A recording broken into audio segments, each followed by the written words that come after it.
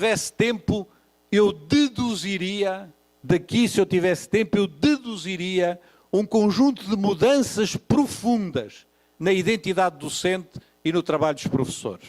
Não tenho tempo para o fazer, vou-vos deixar quatro ideias rápidas, excessivamente telegráficas, peço desculpa por isso, mas tenho que passar para a segunda parte do shampoo, que é a universidade, não é? E estas mudanças diriam assim: de um professor na sala de aula para um professor em vários espaços. Primeiro elemento da metamorfose da escola que diz respeito ao professor. Deixamos de ser um professor a trabalhar essencialmente na sala de aula para trabalharmos em vários espaços. De um professor transmissor, daquele que organiza bem a sua aula, que dá bem a sua aula, para um professor organizador. Organizador do estudo, organizador do trabalho, organizador dos projetos, organizador das aprendizagens dos alunos. De um professor enciclopédico, que sabe muitas matérias, para um professor digital, no sentido de um professor que é capaz de dar as linguagens que nos permitam aceder ao conhecimento e, quando for preciso, saiba recorrer a esses instrumentos para apoio aos alunos. Não se espera hoje de um professor que saiba tudo, que tenha um conhecimento vastíssimo de tudo, que tenha um conhecimento enciclopédico. Não precisamos, diz o Michel Serres, de ocupar o nosso cérebro com isso. Diz o Michel Serres, voltando às 3 revoluções da história da humanidade, diz ele: porquê que houve uma grande revolução científica no século XVII? O que é que permitiu que o século XVII tenha sido um século tão rico do ponto de vista da ciência e da produção científica? Diz ele, é muito simples.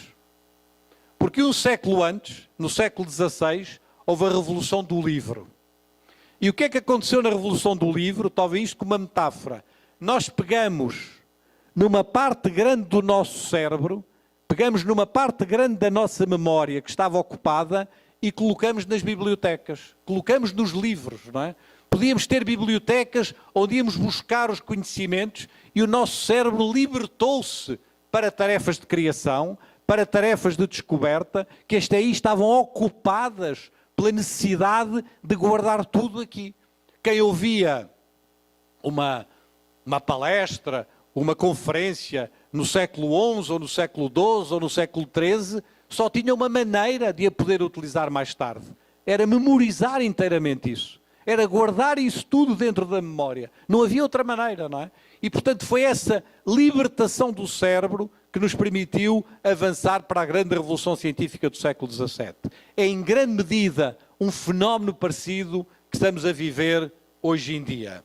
E, por último, a ideia de um professor individual para um professor coletivo. A ideia que temos que trabalhar uns com os outros. A ideia de que, da mesma maneira que a medicina passou de um exercício individual para o exercício coletivo, que a arquitetura passou de um exercício profissional individual para um exercício coletivo, que a advocacia passou de um exercício profissional individual para coletivo, também nós vamos ter que fazer esse caminho de trabalhar uns com os outros e de reconstruir uma outra forma escolar.